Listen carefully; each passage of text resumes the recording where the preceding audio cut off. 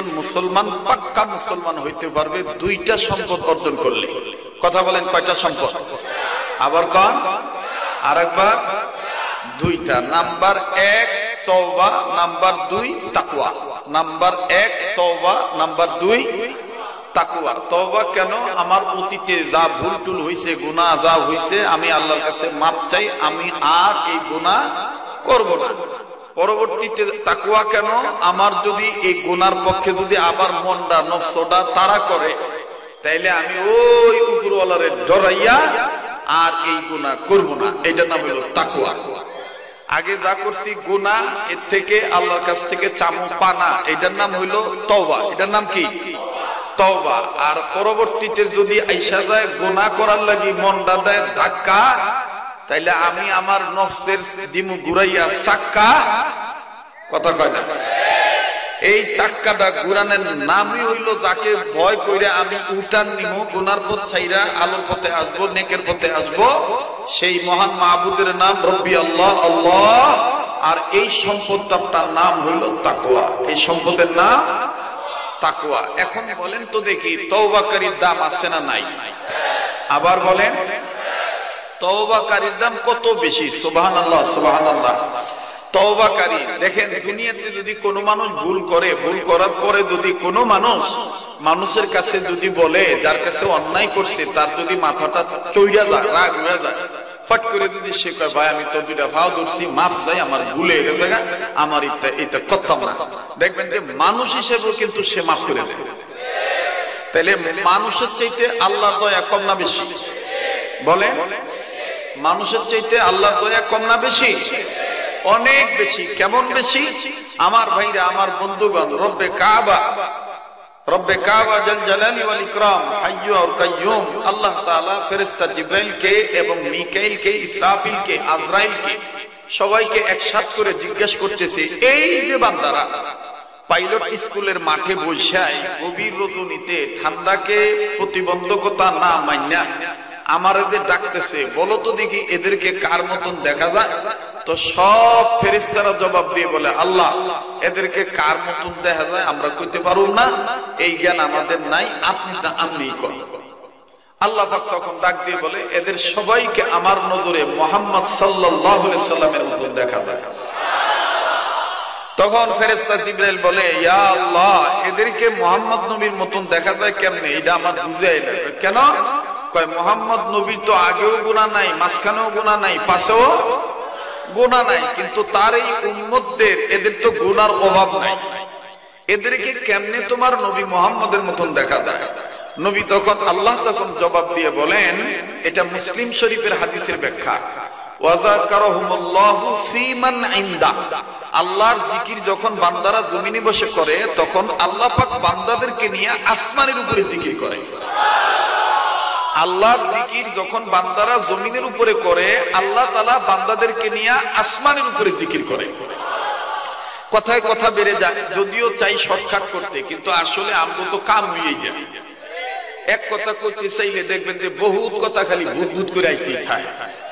হ্যাঁ, আর সোনারগাঁর মানুষ যদি কথার মিলতি গুছানি মানে মিল যদি না পায়, তখন ডাক দেখো হুজুররা কথার আডুর ভাগ্যা থুইয়া যায়, লেডা লেগে থুইয়াই যায়। এজন্য আডুর ভাগ্যা থুয়ে যাচ্ছি।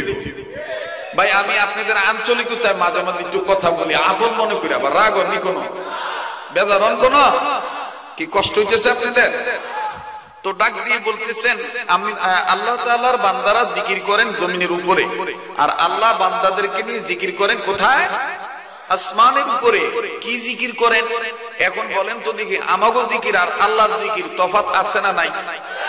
হ্যাঁ, মাইকলা ভাই মাইকের সাউন্ডটা আর একটু বাড়াও, রিভার্বটা বাড়াও, স্টেজ থেকে আমার কানে আওয়াজ যায় না, এই জন্য একটু পাতলা করে দাও, যেমনি ভালো এমনি করে দাও অল্প সময়, যাতে আমিও বুঝতে পারি, আমার বাইরা বাজানরা যেন বুঝতে পারে, নাকি বলে?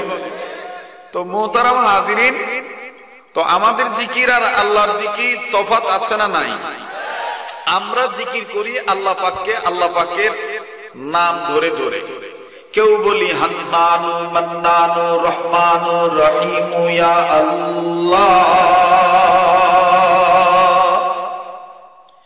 কেউ বলি ইয়া হাইয়্যু ইয়া কাইয়্যুম বিরহমাতিকা নাস্তাগীস ইয়া জাল জালালি ওয়াল ইকরাম। আমার বন্ধুগণ, যুগে যুগে নবী পয়গম্বর ওনারাও আল্লাহকে ডাকছেন, ওনারা ডাকছেন, আবার আল্লাহ তাদের ডাকে সাড়া দিচ্ছেন। কিন্তু আমরা এত ডাকা ডাকি, আমগো ডাকে আল্লাহ সাড়া দেয় কিনা, এটা আমাদের মনের মধ্যে এখনো সন্দেহ রয়ে গেছে। যেমন মুসা পয়গম্বর আল্লাহর সাথে কথা বলতেন তুর পাহাড়ে যাইয়া। কোথায় যাইয়া? জোরে কোন, কোথায় যাইয়া? তুর পাহাড়ে যাইয়া। জাকারিয়া নবীর সাথে আল্লাহ কথা বলেছেন করাতে সিরিয়া। ইব্রাহিম খলিলুল্লাহর সাথে আল্লাহ কথা বলেছেন আমার বন্ধুগণ আগুনে ফালাইয়া। ইসমাইল নবীর সাথে আল্লাহ কথা বলেছেন সুরির নিচে দিয়া। হ্যাঁ, ইউসুফ নবীর সাথে আল্লাহ কথা বলেছেন কুয়ার মধ্যে ফালাইয়া। আর ইউনুস নবীর সাথে আল্লাহ কথা বলেছেন মাছের পরের মাছের পেটে নিয়া। মাছের পরের মাছের পেট, একটা মাছ না কিন্তু, তাফসীরের কিতাবে আছে দুইটা মাছ। যেই মাছ ওনারে গিলছিল ওই মাছের আবার আরেক মাছ গিলছে। ওই অন্ধকার প্রকোষ্ঠের মধ্যে থেকে আল্লাহ তাআলা তার পয়গম্বর মাহবুব বান্দা ইউনূসের সাথে কথা বলেছেন। এরপরে আমার আপনার নবীর সাথে আল্লাহ কথা বলেছেন মেরাজে নিয়া। কোথায় নিয়া? কথা বলেন, কোথায় নিয়া? মেরাজে নিয়া। এই জন্য আমাদের বাংলাদেশের কোন এক পাগল, চিশতিয়া তরিকার পাগল, উজানি হযরতের সাথে তার সম্পর্ক ছিল। সে মুনাজাতের মধ্যে আল্লাহর কাছে হাত তুলে কাঁদতেন, আর শেষ রাত্রে চোখের পানি ঝর্ণার মতন ছেড়ে দিয়ে বলতেন মুসা নবীর সাথে বলছেন কথা,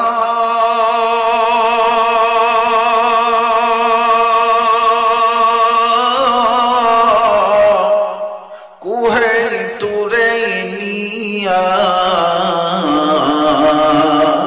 আমাদের সাথে বইলেন গো কথা, মরণ কালে ডাইকা। একটা ডাক দিতে পারবেন? বলেন না আল্লাহ। মুসা নবীর সাথে বলছেন কথা,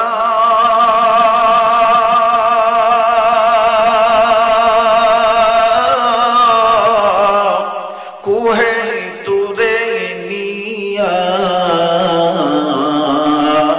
আমাদের সাথে বইলেন গো কথা, মরণ কালে ডাইকা। বলেন আমাদের সাথে বইলেন গো কথা, মরণ কালে ডাইকা।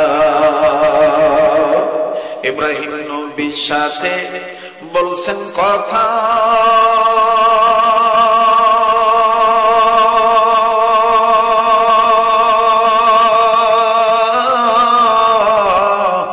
অগ্নি কুণ্ডে নিয়া আমাদের সাথে বইলেন গো কথা, কবর দেশে নিয়া। জাকারিয়া নবীর সাথে বলছেন কথা,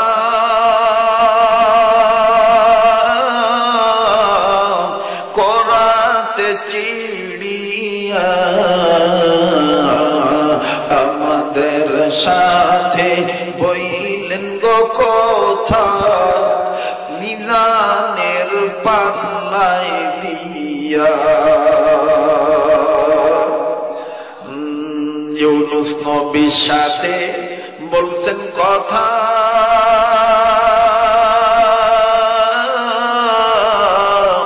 মাছের পরের মাছের পেটে নিয়া আমাদের সাথে বইলেন গো কথা, তুলসী রাতের ফুলে দিয়া। আমাদের নবীর সাথে বলছেন কথা, মেরাজেতে নিয়া আমাদের সাথে বইলেন গো কথা, পাঁচ ওয়াক্ত নামাজের সেজদায় আইসা। এটা ডাক দিতে পারবেন নি? বলেন না আল্লাহ। সামনের ভাইরা চুপ থাকেন, পিছনের ভাইরা বলেন তো দেখি আল্লাহু আকবার। এবার পিছনের ভাইরা চুপ থাকেন, সামনের ভাইরা বলেন তো আল্লাহু আকবার। এবার যারা সাইডে দাঁড়িয়ে আছেন কষ্ট করে তারাও বলেন তো আল্লাহু আকবার। এবার দাঁড়ানো ভাইরা, বসনের ভাইরা, পিছনে সামনের সবাই মিলে মুজাহিদ বাবারা ইসলামী আন্দোলন কর্মী হয়ে তাকবীর দেন তো দেখি। নারায়ে তাকবীর, নারায়ে তাকবীর। আল কোরআনের আলো, কোরআন হাদিস যেখানে, আলেম ওলামা যেখানে। মুসলমান ভাইরা আমার, বন্ধুরে, গভীর মনোযোগী হয়ে কথাগুলি শোনা চাই। বলতেছিলাম মুসলমানদের সর্বাধিক ভাবে সবচেয়ে উত্তম সম্পদ হলো দুইটা। নাম্বার 1 হলো তওবা, নাম্বার 2 হলো তাকওয়া। আরে বন্ধু, উম্মতে মুহাম্মাদিগণে দেখেন কত দাম। গভীর মনোযোগী শোনা চাই, কোন দিকে কোনো খেয়াল নাই। রব্বে কাবা জিবরাইলকে ডাক দিয়ে বলতেছেন, জিবরাইল বলো তো দেখি এরা আমার নামে জিকির করতেছে, এদেরকে কার মতন দেখা যায় আমি তোমাদের কাছে একটু জানতে চাই। রব্বে কাবা আমার বন্ধুগণ অধীনস্থ ফেরেশতারা ডাক দিয়ে বললেন, আল্লাহ এদেরকে কার মতন দেখা যায় এটা আমাদের জানা নাই, আপনি বলে দেন এদেরকে কার মতন দেখা যায়। নবীর উম্মতে মুহাম্মাদিরা যখন জিকির করে এদেরকে কার মতন দেখা যায়। রব ডাক দিয়ে বলতেছেন, জিবরাইল ওগো আমার অধীনস্থ ফেরেশতা আজরাইল, ইসরাফিল, এদেরকে কার মতন দেখা যায় আমি আল্লাহ তাআলার কাছে যেহেতু জানতে চাও, আমি রব্বে কাবা বলে দিলাম এদেরকে আমার নজরে আমার নবী মুহাম্মদের মতন দেখা যায়। আওয়াজ দিয়ে বলেন না সুবহানাল্লাহ। যার অন্তরে নবীর প্রেম আছে সে চুপ করে থাকতে পারবেন না, আবার আওয়াজ দিয়ে বলেন না সুবহানাল্লাহ। আরে বন্ধু, জিবরাইল ডাক দিয়ে বললেন, মালিক এদেরকে নবী মুহাম্মদের মতন কেমনে দেখা যায় আমাদের বুঝি ধরে না। রব্বে কাবা ডাক দিয়ে বলতেছেন, তোমরা বলেছো নবীদের নাই কোনো গুনাহ, কিন্তু এদের নাই কোনো গুনার অভাব।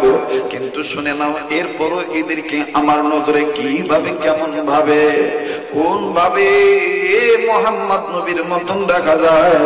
শুনে নাও, শুনে নাও, আমি রব্বে কাবার এই উম্মতের দাম এত বাড়ায় দিছি, মুসার চাইতে এদের দাম বেশি, ঈসার চাইতে দাম বেশি, জাকারিয়ার চাইতে এদের দাম বেশি। আমার এতিম উম্মতে আমার মুহাম্মদ নবীর উম্মতের দাম আমার কাছে পয়গম্বরদের চাইতে বেশি।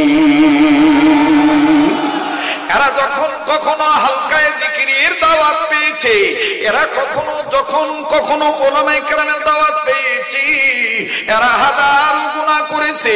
এদের অন্তর্যামী তোমরা নয়, আমি আল্লাহ এদের অন্তর্যামী, আমি রব এদের অন্তরের খবর রাখি। এরা হাজার হাজার গুনাহ করার পর ছিল আল্লাহ জায়গায় ওয়াজ হবে, আমি বয়ান শোনার জন্য যাও। ও আল্লাহ, যেই নায়েবে রাসূল আলেম রাখবে জীবন বড় গুনাহ করেছি, উনি যখন মুনাজাত করবে তোমার কাছে মাপ চাইবো, তোমার কাছে তওবা করব। শোনো রে ফেরেশতারা, এরা যখন এই নিয়ত করে পানি জোগাড় করে ওযু করেছিল, ওযু করে যখন আকাশের দিকে তাকাইয়া আবার যখন ঘোষণা করেছে আশহাদু আল্লাহ ইলাহা ইল্লাল্লাহু ওয়া আশহাদু আন্না মুহাম্মাদান আবদুহু ওয়া রাসূলুহু, আমি আল্লাহ এদেরকে মাফ করে দিয়েছি, এদের জন্য জান্নাত খুলে দিয়েছি।